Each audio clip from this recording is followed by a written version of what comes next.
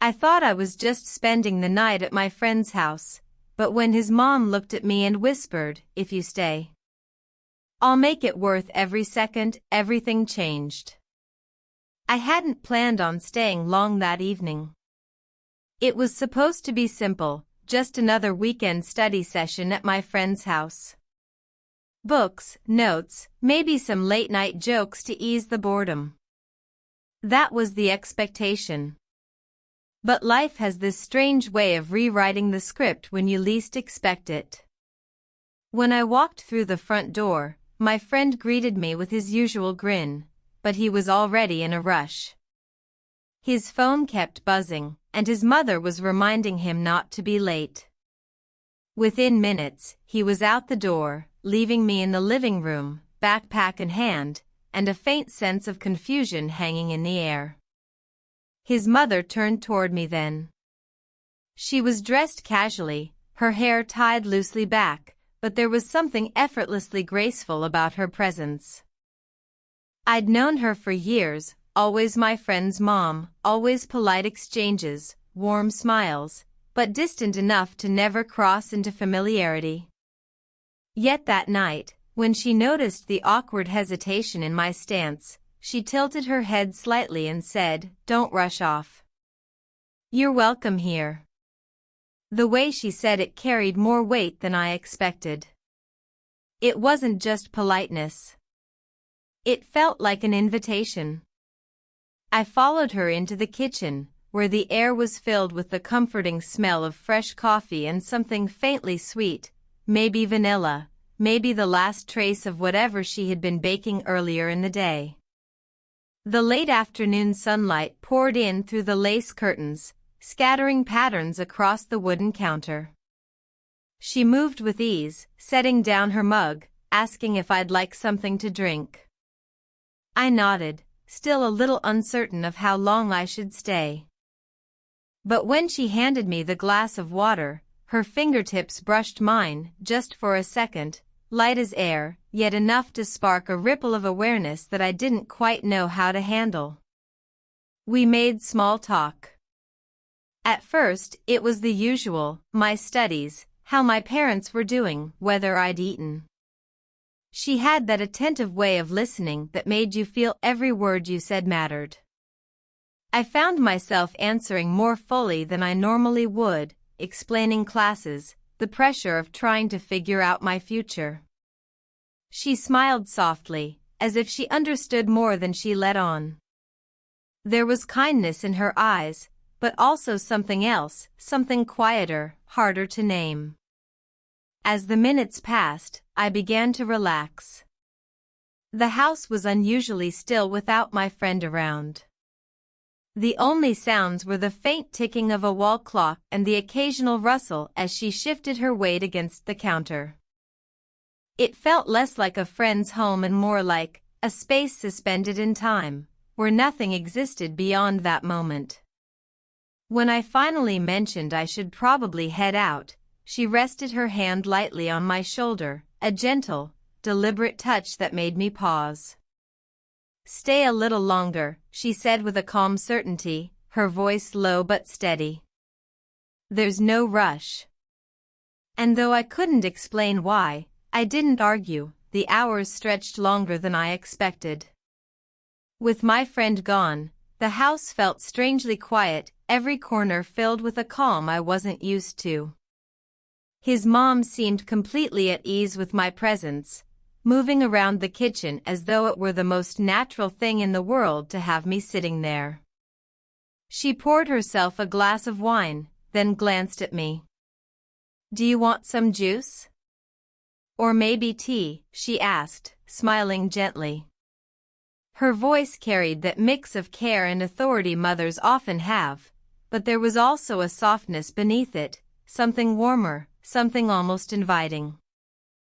I nodded, choosing tea, mostly so I'd have an excuse to linger. She prepared it with practiced grace, the clink of the spoon, the curl of steam rising from the mug, the faint aroma of chamomile filling the air.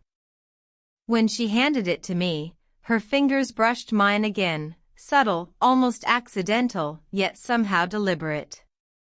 We sat at the small kitchen table, the one I'd eaten countless snacks at over the years when visiting my friend.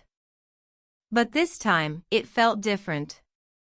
The silence between us wasn't awkward. If anything, it carried a quiet weight, as though words were less important than the unspoken current flowing between us. At first, we talked about simple things, how classes were going, how she had been adjusting to living alone after her son started spending more nights with friends. Her laugh was soft, almost musical, when she admitted she wasn't very good at cooking for just one person. But as the minutes turned into an hour, our words grew deeper.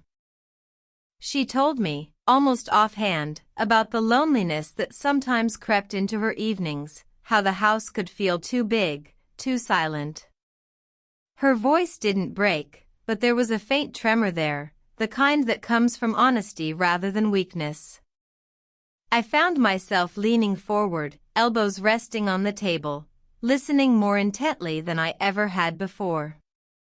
She wasn't just my friend's mom in that moment.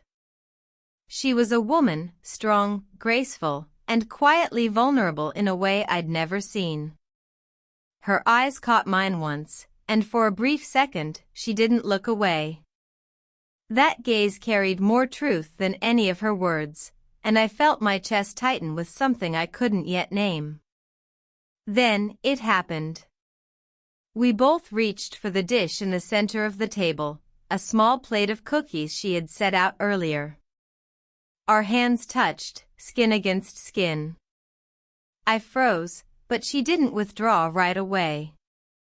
Instead, her fingers lingered, resting lightly against mine as though testing the boundary of what was acceptable.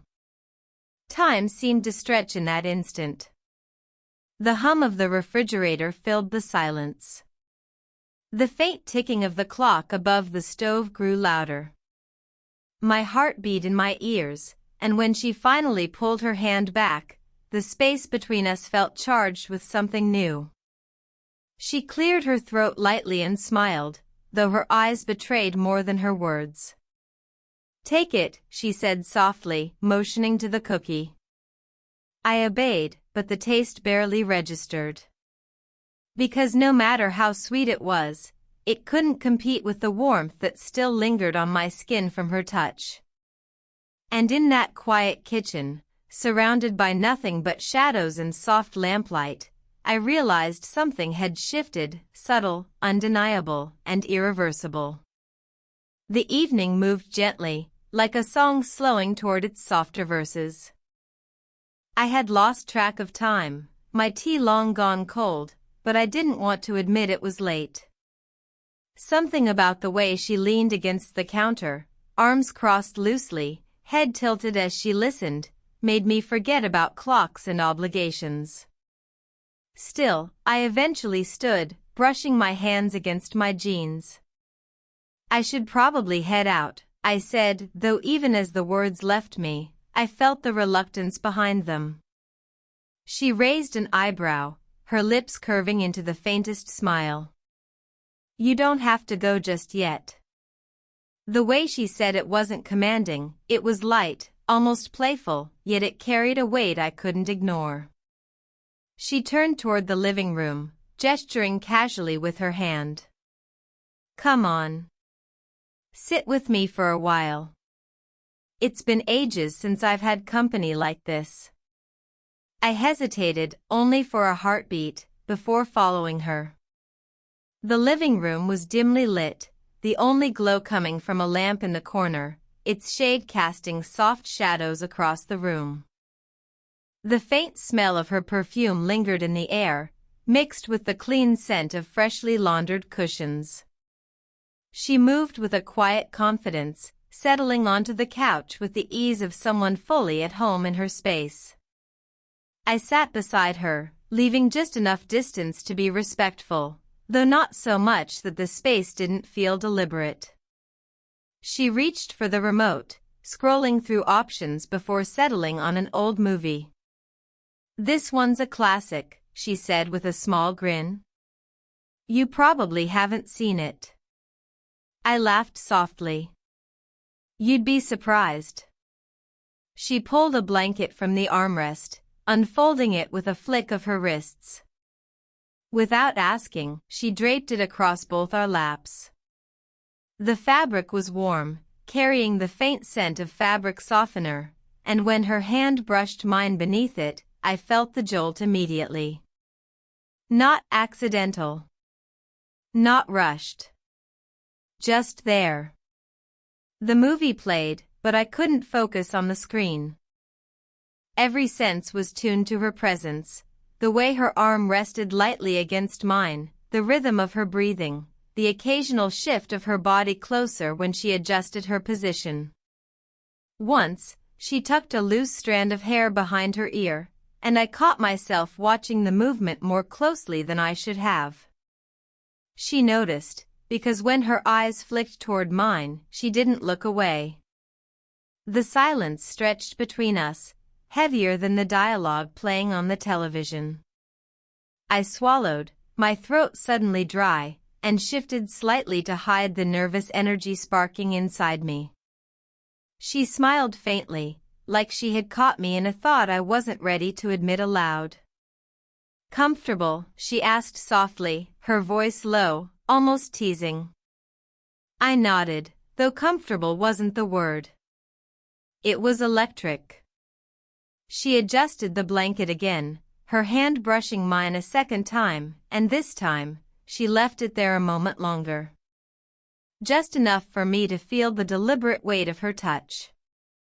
And as I sat there beside her, heart racing under the quiet hum of the television, I realized she didn't just want me to stay, she wanted me to feel that staying mattered.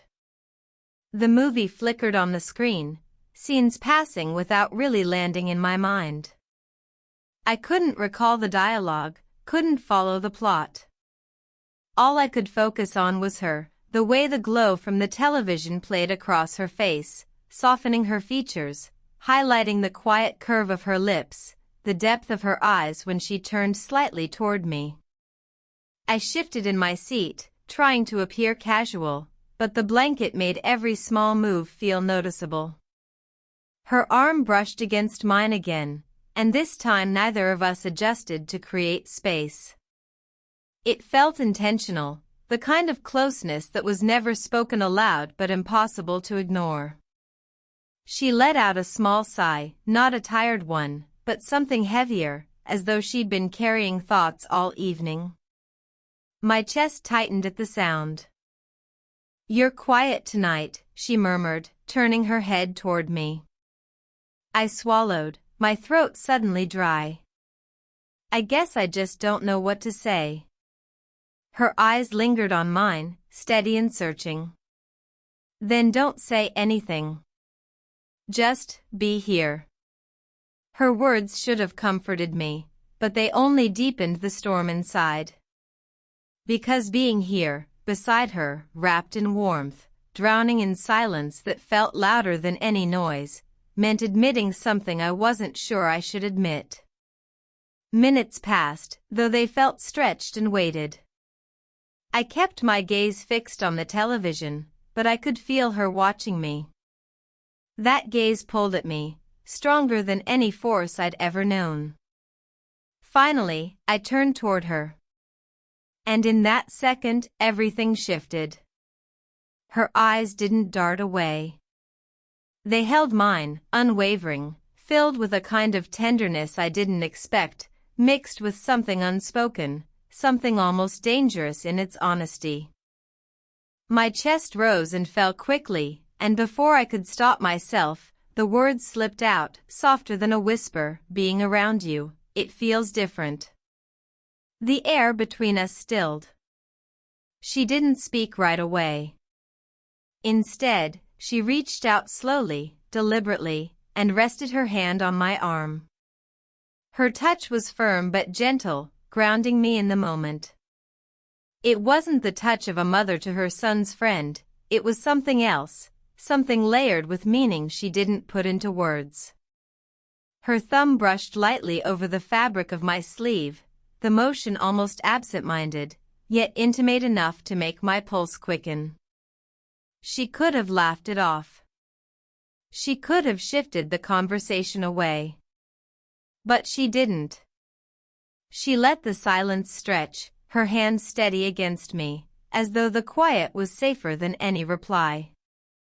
I searched her face, waiting for rejection, or even reassurance, but what I found was a kind of restraint, as if she wanted to say more yet held herself back. The movie played on, forgotten. The glow on the screen danced over her hair, her cheekbones, the curve of her neck. And still, her hand remained on my arm, a silent confession in itself. In that suspended moment, no words were necessary. Because everything had already been said, in her touch, in her gaze, in the way she didn't let go. And that silence spoke louder than anything we could have dared to say aloud. Stood, suddenly aware of the time and my own racing thoughts.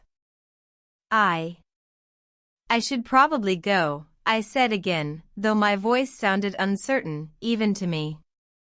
The blanket lay half-draped over us, the room dim and warm, the faint hum of the television filling the background like a fragile heartbeat. She didn't respond immediately. Instead, she rose as well, moving toward the hallway with quiet grace. Her steps were measured, deliberate, and the faint click of her heels against the hardwood floor echoed in the otherwise still house. I followed, drawn forward despite myself. We reached the front door. My hand hovered near the handle, and suddenly, the hesitation that had been simmering all evening boiled to the surface. I wanted to leave, to return to safety, to avoid crossing an invisible line. But at the same time, I couldn't ignore the pull between us, the way her presence seemed to wrap around me like a second skin. She stopped a pace behind me, close enough that I could feel the warmth radiating from her body. I could hear the soft rhythm of her breathing, the subtle scent of her perfume mingling with the faint smell of the wooden doorframe.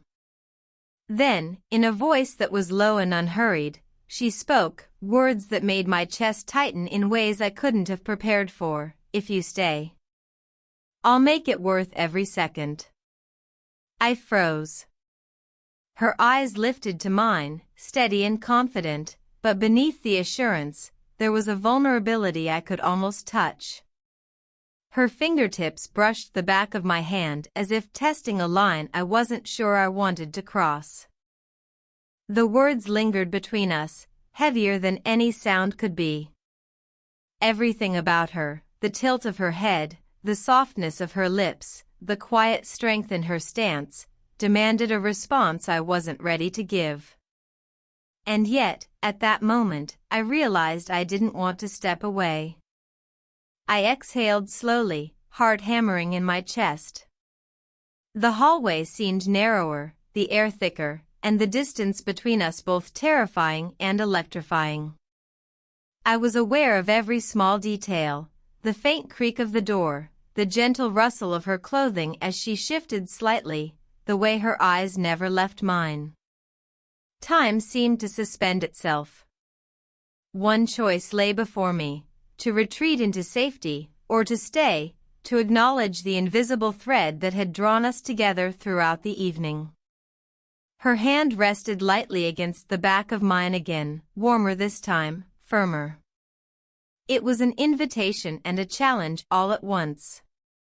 I could feel the subtle pressure, the expectation, and the trust she was placing in me. And in that heartbeat of silence, the decision became inevitable. I stayed. The tension broke like a tide, leaving behind the warmth of relief and longing intermingled. She exhaled softly, almost imperceptibly, and a faint smile curved her lips, a smile that held more than gratitude, more than comfort. It held acknowledgement, recognition, and an unspoken promise. I stepped fully into the hallway, letting my backpack slide from my shoulder. She adjusted the blanket around her arms, eyes flicking to mine with quiet curiosity, anticipation, and something tender that made my chest ache. That single moment, the pause, the choice, the words, was the fulcrum on which everything had balanced. And though the night had only just begun, I understood one thing clearly: nothing would ever feel the same after this. Stood there for a long moment, the door still in front of me, the weight of her words settling into my chest like a stone I didn't know I wanted to hold. If you stay, I'll make it worth every second. The echo of her voice lingered in my mind, heavy and compelling, making the space between hesitation and surrender impossibly thin. My hand hovered over the doorknob. Part of me screamed to leave, the part that remembered boundaries, age, propriety, all the reasons this shouldn't feel so intense. But another part, the one I couldn't ignore, the one that had been awake since the moment I stepped into the kitchen that afternoon, whispered something louder: stay. I exhaled, slow and deliberate, as if letting out all the tension of the evening. The hallway felt narrower now, more intimate, the air thick with anticipation and unspoken emotion. She watched me closely, eyes steady, breath held in that delicate balance between invitation and patience.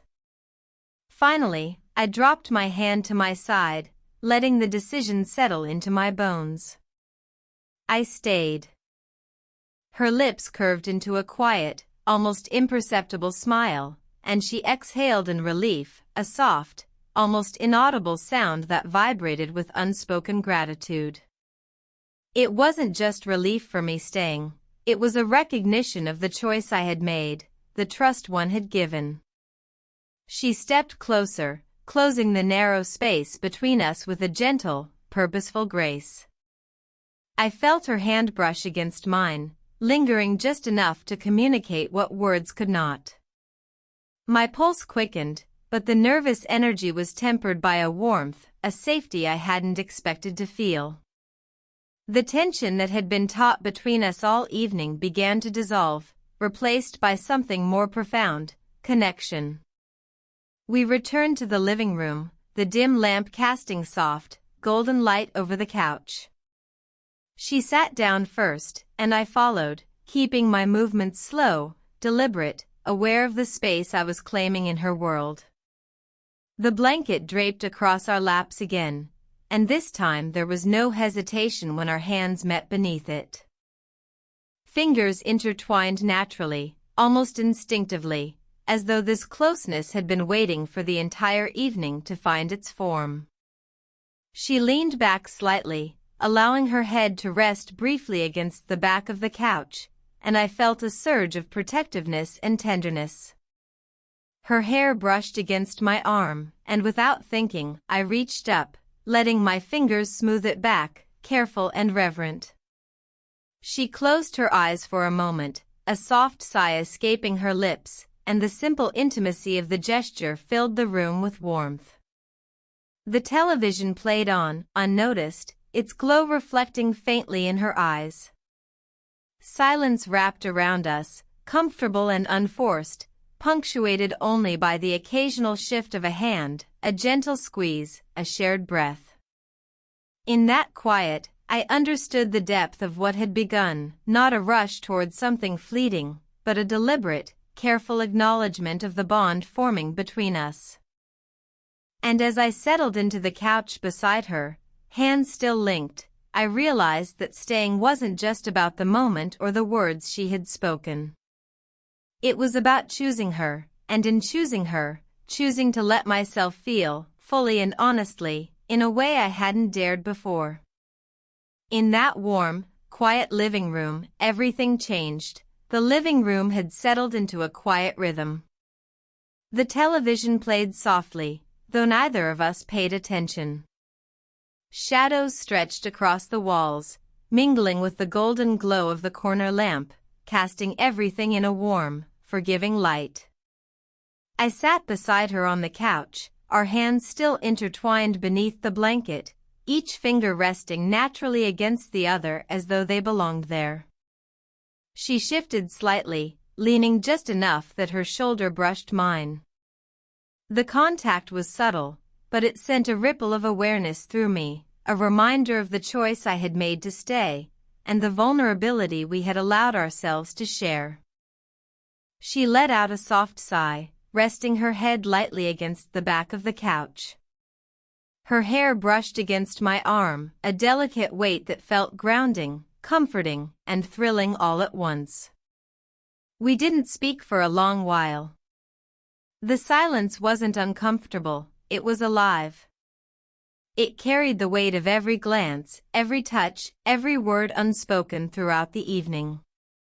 And in that silence, I felt the full scope of what had shifted between us. This wasn't fleeting attraction or impulsive temptation, it was a quiet, deliberate recognition of something deeper, something that had been building since the moment I stepped into her kitchen. She tilted her head toward me, eyes soft and luminous. "I'm glad you stayed," she whispered, her voice low and steady, filled with warmth rather than urgency. I smiled, squeezing her hand gently. "Me too," I admitted, the words carrying more honesty than I had expected. The truth was simple, staying here, with her, felt right in a way I hadn't known I could feel. It wasn't about the promise of what might happen. It was about being present with her, in this space, in this moment. The blanket slipped slightly as she shifted closer, her fingers brushing mine once more. She didn't speak, she didn't need to. The comfort of our closeness, the gentle rhythm of our breathing, the subtle warmth of skin against skin, it said everything. For the first time all evening, I allowed myself to lean back and simply breathe.